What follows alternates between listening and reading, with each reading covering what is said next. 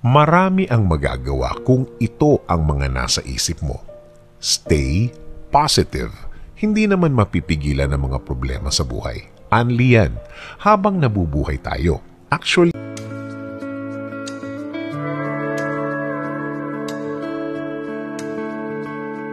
marami ang magagawa kung ito ang mga nasa isip mo. Stay positive. Hindi naman mapipigilan ang mga problema sa buhay. Unli yan habang nabubuhay tayo. Actually, ang iba dyan ay hindi problema, kundi pagtatama, correction, redirection. Kailangan natin ng mga bagay na ganito dahil merong magandang plano ang Diyos para sa atin. Basta, stay positive and keep believing in God's plan. Take a break. Marami pa ang gagawin. Marami pa. Minsan nakala natin rush lahat. Hindi kayang magantay, hindi pwedeng mag-relax. Hindi totoo yun. Pwedeng mag-break na muna. Ikaw din, baka magkasakit ka na naman sa ginagawa mo kapag dire-diretsong trabaho. Paligiran ng sarili ng mabubuting tao. Alam kong alam mo ang ibig kong sabihin dito dahil kilala mo ang mga taong ito. Kilala mo sila dahil nasubukan mo na ang mga ito. Ang mga taong ito. Naiwasan mo lang sila dahil may nasabi sila na ikukorek sa'yo. Ayun, nagtampo ka na agad. Alam mo naman sa sarili mo na tama sila. Lalo na ngayon. Tama? Kapag may accomplishment, reward yourself. Hindi masama ito dahil una, may magandang nagawa ka naman talaga na nakabubuti sa plano mo o sa ginagawa mo. And you can see it na. Malaki ang improvement mo dahil nagawa mo ang bagay na yan. Again, reward yourself. Gumawa ng map plan. Maganda ito para nakaplano ang lahat, nakaschedule ang lahat, nakadate ang lahat. Sa bawat gusto natin sa buhay, lagyan natin ang plano, lagyan natin ang date at oras. Alam kong hindi mo ginagawa ito, pero malaki ang maitutulong nito kung uumpisahan mo na. Now na. Laging magpasalamat sa mga taong may naitulong at nakatulong sa iyo. Madalas nating makalimutan ito, lalo na kapag feeling natin trabaho ng tumulong sa atin ang tulungan tayo. Ulitin ko ha, sana ma-feel mo. Madalas nating makalimutan ito, lalo na kapag feeling natin trabaho ng tumulong sa atin ang tulungan tayo. Tamaan sana ang dapat. Humanap ng magtuturo sa iyo o find a mentor. Mas maganda na ipagdasal sa Diyos na bigyan ka niya ng isang mentor. Yun bang tao na mag-guide sa iyo na marami na ring experience sa gusto mong gawin, sa plano mong gawin. Pang personal man yan, pang negosyo, tandaan, ang mga taong ito ay galing na sa nararanasan mo ngayon. Laging mag-aral ng bagong skill, bagong talento o bagong gawain. Dapat naka-align na din sa mga gusto mong gawin. Dati kailangan mo pa ng mga tulong sa ginagawa mo. Ngayon, pag-aralan mo na ang lahat ng yan. Kapag natutunan, panalo ka dyan. Kapag may gustong umpisahan para sa isang malaki at magandang plano at ito naman ay pangarap mo noon pa, take little steps. Maski maliitan, umpisahan. Okay lang kung wala pang masyadong resulta sa umpisa. Kahit wala pang nakikitang magandang effect, okay lang yan. At least, may naumpisahan ka na at papalapit ka na ng papalapit sa gusto mo o dream mo. Makakatulong kung kumuha ng ibang opinion. Makakatulong ito para malaman mo kung nasaan ka sa ginagawa mo. Sa gusto mong future, maganda ito kasi nga, ibang mata ang nakakakita o ibang pananaw ang makikita at malalaman mo. Sabi nga sa Isaiah 41:10, "So do not fear, for I am with you. Do not be dismayed, for I am your God. I will strengthen you and help you. I will uphold you with my righteous right hand."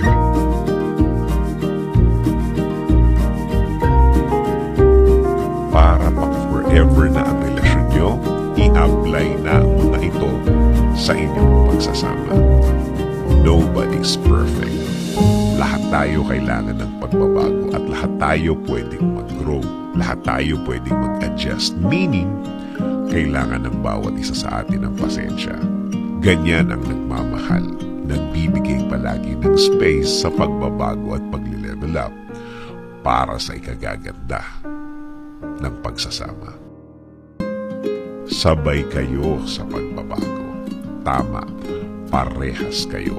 Sa pagtakbo ng panahon, marami kayong matutuklasan sa bawat isa.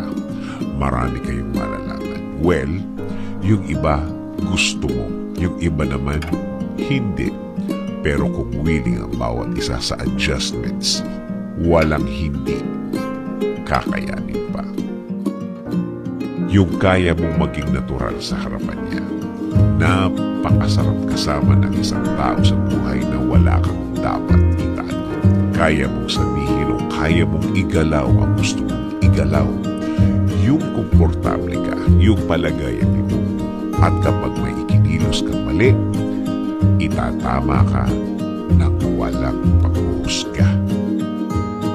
Ang iba kaya nagmahal dahil gusto lang ng makakasama. Companionship, ika na. Ang mga pagsasamang ganito, minsan nagtatagal, minsan hindi rin. Dahil sa kasama lang ang gusto, dadating ang panahon, may isa sa kanila ang makakahalata na walang growth ang kanilang relasyon. Kapag nagmahal, isigurong mahal mo at mahal ka din para may leveling up sa mga taon na dadating. May pasensya, nagpapasensya sa iyo. Oo naman, sa pagdaan ng maraming taon, masusubukan ang pasensya. Dapat medyo malaki-laki ang bawat mo sa papasukan mong relasyon. May conflict at conflict talaga yan. Dahil magkaiba kayong pagkatao, dapat maging open sa mga pagbabago nito. Huwag isipin hiwalay ang laging solusyon. Kung sa bawat pag-aaway niyo, meron at merong naghahamon o ikaw ay laging naghahamon ng hiwalayan, darating ang panahon na merong isa sa inyo, kahit natapos na ang away niyo, kahit na matagal nang tapos ang pag-aaway nyo, iisipin at iisipin pa rin yan bilang solusyon kung sakaling matindi na ang away. Mahalin muna ang sarili bago ka magmahal ng iba. Tama ito. Pag-aralan mahalin ang sarili. Respetuhin ang sarili bago mo hingin sa ibang tao. Dahil issue ito ng kawalan ng pagpapahalaga sa sarili. Kawalan ng respeto sa sarili. Pahalagahan mo ang pagkatao mo. Ikaw at ikaw ang unang gagawa niyan at hindi ang magiging karelasyon mo. Huwag kalimutang magkulitan. Mahalaga ba talaga ito? Oo naman. Sana naman hindi mawala ang tawanan ng malalakas sa inyong dalawa. Huwag hayaan na unti-unting mawala ito. Hayaang tumakbo ang relasyon niyo with friendship. Lahat naman ng magkakaibigan ay laging may kulitan. Sabi nga sa 1 Corinthians 13:4-8, love is patient, love is kind. It does not envy, it does not boast, it is not proud, it does not dishonor others, it is not self-seeking, it is not easily angered, it keeps no record of wrongs. Love does not delight in evil, but rejoices with the truth. It always protects, always trusts, always hopes, always perseveres. Love never fails.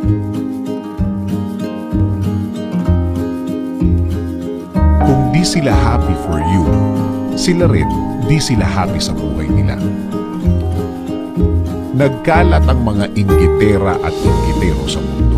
Mga taong gusto lumubog ka. Lubog na tipong dapat mas mataas na sila sa iyo. At sa malungkot mong buhay, sa tambak mong problema, ay nako, andyan sila para maging shoulder to cry on. Pero oras na umangat ka ng mas mataas na bahagya sa kanila, ay mawawala na sila ng parang bula. Bigla na lang sila magbabago. Of course, syempre syempre magtataka ka. Kasi andun sila sa mababang part ng buhay mo eh.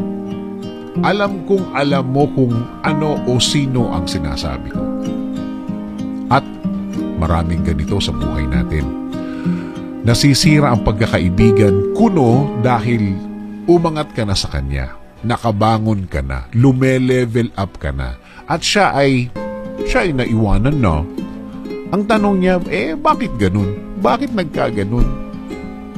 Lagi kong sinasabi na mag-ingat sa mga sinishare ninyo sa inaakala nyong kaibigan. Hindi masamang magtiwala, pero mag-ingat. Mag-ingat sa mga taong ganito. Mag-ingat ka. Mag-ingat ka. May magbabago kapag may nabago. Minsan nasa loob sila ng barkada o yung mga kaibigan.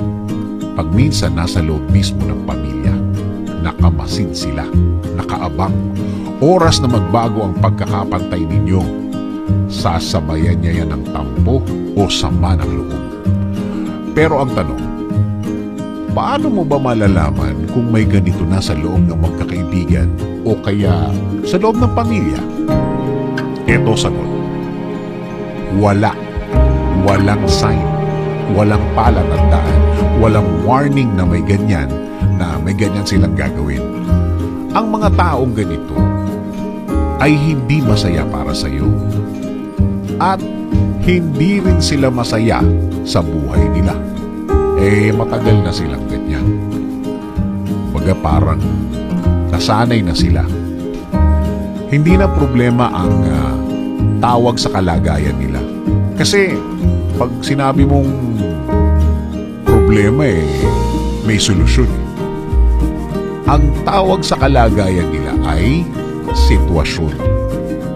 Sitwasyon na dapat tinatanggap na lang, hinahayaan na lang, iwasan na lang at siguro dapat ipagdasal.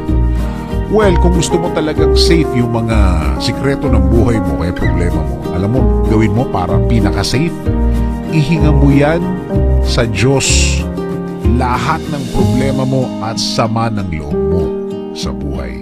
Yun, safe. Sabi nga sa Psalm 101:5, whoever slanders his neighbor secretly, I will destroy. Hala, whoever has a naughty look and an arrogant heart, I will not endure.